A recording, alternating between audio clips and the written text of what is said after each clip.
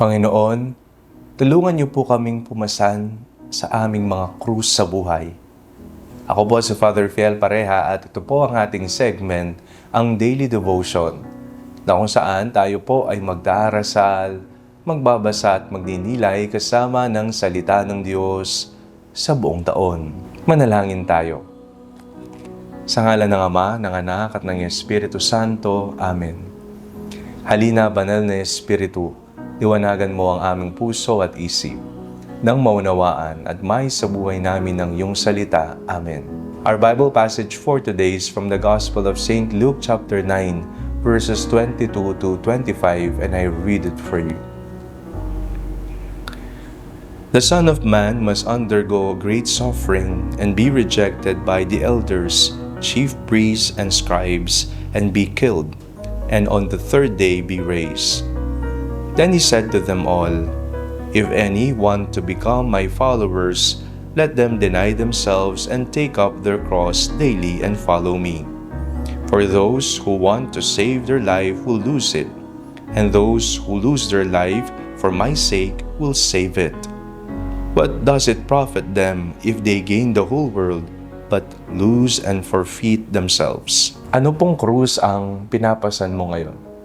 Kapag pinag-uusapan po natin ang krus, ito po'y maaring manghulugan ng problema, ng pasakit, ng paghihirap, ng mga pinagdaraanan nating hindi natin kayang pasanin sa buhay. Ano po ang krus ninyo? Maging honest po kayo sa sarili at tanungin, ano ang mabigat kong daladala ngayon? Sa ating pong pagbasa, napakinggan po natin, sinabi na ang anak ng tao ay daranas ng paghihirap. Siya ay ipagkakanulo. At sinabi rin ni Jesus, sa mga nais na maging alagad ko, kailangan nilang pasanin ang kanilang krus, limutin ang sarili at sundan ako. Ang krus ay isang napakahalagang elemento ng ating pananampalataya. Hindi ito krus ng pagpapakasakit lamang, krus ng sakit lamang, sapagkat kung ganyan lamang pala, ang ating paniniwala ay hanggang pagpapakasakit lamang. Pero ang krus na ito ay patungo sa kaligtasan.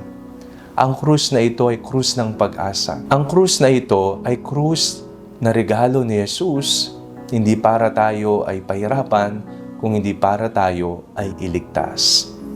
Alam natin na sa krus naganap ang pagliligtas ng Diyos. Sa krus, ipinamalas ni Jesus ang kanyang dakilang pagmamahal sa atin.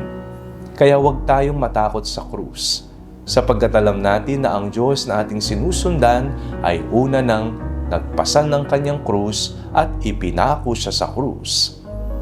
Nariyan si Kristo. Nariyan siya para tayo ay kanyang tulungan sa pagpapasan ng ating mga krus sa buhay. Manalangin tayo. Panginoong Jesucristo, tulungan po ninyo ako sa pagpasan sa napakabigat na krus ng aking buhay. Amen. Sa ngalan ng Ama, ng Anak at ng Espiritu Santo. Amen.